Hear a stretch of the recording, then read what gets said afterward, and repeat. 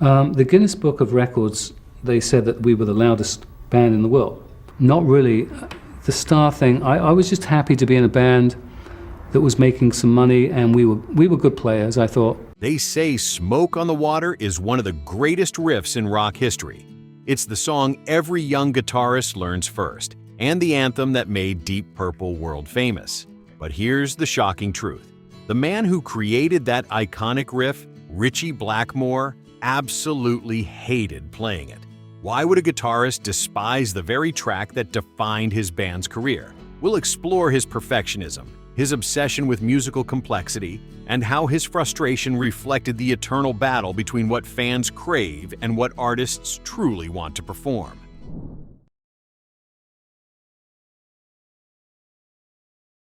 To understand why Ritchie Blackmore grew so frustrated, we first have to look at who he was as a musician.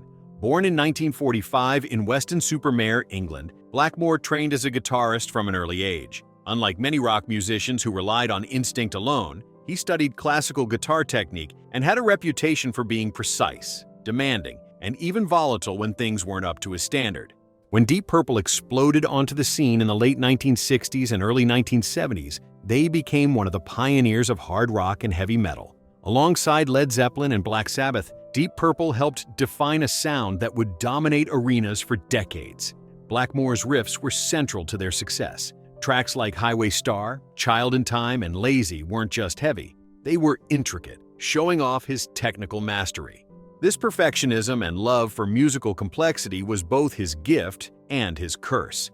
Fans adored the big riffs, but Blackmore was always chasing something more ambitious. He wanted to weave classical influences, extended improvisations, and challenging structures into rock music. To him, the guitar wasn't just an instrument for headbanging, it was a weapon for expression. That's what made Smoke on the Water such an odd fit in his own mind. Written in 1971 and released in 1972 on the album Machine Head, the song told the story of a real-life fire in Montreux, Switzerland, when the casino burned down during a Frank Zappa concert. Its riff, 4 notes repeated in a haunting, heavy sequence, became instantly recognizable around the world. For millions of fans, it was the ultimate Deep Purple anthem. But for Blackmore, it was far too simple. Compared to the sprawling solos of Child in Time or the technical fireworks of Highway Star, Smoke on the Water felt almost childish. And yet, it was the one song audiences demanded at every concert. That clash between his artistic pride and public expectation would come to haunt him for decades.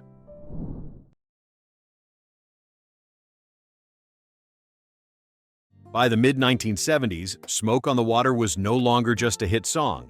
It was a cultural phenomenon. The riff appeared on radio stations worldwide, and by the time Deep Purple played massive arenas in the United States and Europe, the audience practically demanded it.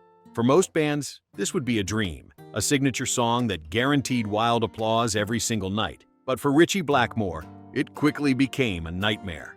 Blackmore once said in an interview, "I thought Smoke on the Water was too simplistic. I wrote better riffs before and after, but everyone wanted to hear this one. It became tedious." This quote revealed a deep truth about his character. He was never satisfied with repeating the same formula. Instead, he craved evolution and challenge. Night after night, tour after tour, Blackmore felt chained to a riff he considered beneath him. Fans loved it for its raw power and accessibility, but he saw it as the musical equivalent of painting the same picture endlessly. Imagine a master craftsman forced to make the same chair every day for decades when he knows he can create palaces. That's how Blackmore viewed the song. What made the situation even worse was that Smoke on the Water overshadowed so much of Deep Purple's other catalog. Tracks like Burn, Space Truckin', and Perfect Strangers demonstrated the band's versatility and musicianship, but audiences often treated them as warm-ups for the main event. And no matter how inspired he felt on stage, Blackmore knew the audience would wait impatiently for that 4-note riff.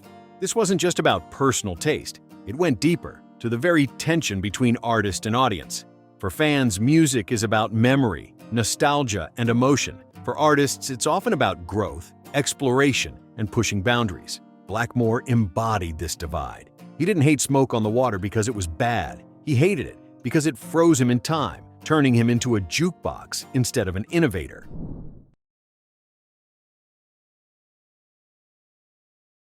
As Deep Purple continued touring, The tension over Smoke on the Water sometimes spilled into the band itself. Vocalist Ian Gillan and drummer Ian Pace understood the audience's attachment to the song. To them, giving fans what they wanted was part of the job, a way of honoring the people who filled stadiums night after night. But Blackmore saw it differently. To him, every performance was a statement of artistry, and if he wasn't inspired, he couldn't hide it.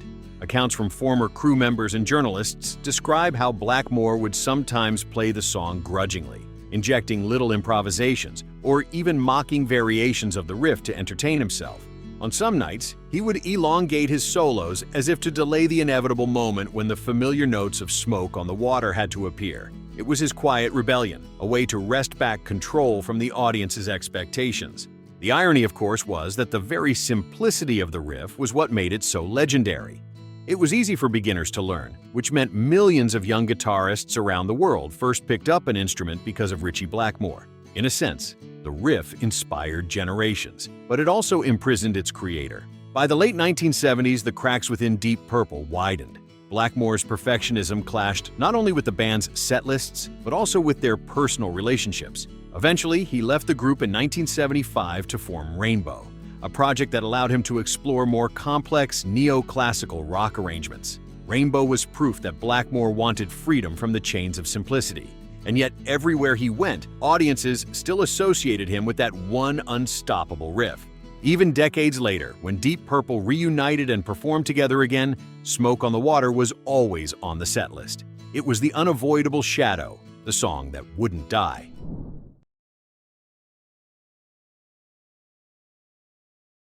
In the grand story of rock music, Smoke on the Water has become almost immortal. It's played in guitar stores, sports arenas, and school band rehearsals. For millions of people, it's the first riff they ever learned, a rite of passage into the world of rock. Yet for Ritchie Blackmore, it was always bittersweet. On one hand, the song cemented his reputation as a genius riff writer. Without it, Deep Purple might never have achieved the same level of global recognition. On the other, it represented everything he disliked about the commercial side of music: repetition, predictability, and catering to mass expectations. Blackmore's struggle highlights a broader truth about artistry. Sometimes the work that resonates most with the public isn't the work the artist values most. That tension can create frustration, but it can also be the very reason their legacy lasts. In Blackmore's case, he will forever be remembered as the man who gave the world a riff so simple, yet so powerful, it became universal. What's remarkable is that his dissatisfaction didn't erase the song's impact. Smoke on the Water continues to inspire musicians half a century after its release. It connects generations, parents teaching their kids the riff, music teachers using it to explain rock basics, and fans screaming in unison when it's played live. In the end, Smoke on the Water is more than just Deep Purple's greatest hit. It's a lesson in the complicated relationship between artist and audience. Ritchie Blackmore may have hated playing it, but fans adored it. The tension between those two truths is what gave the song its strange power, keeping it alive long after the band first performed it. Thanks for watching. Click here to check another video and make sure to subscribe to our channel.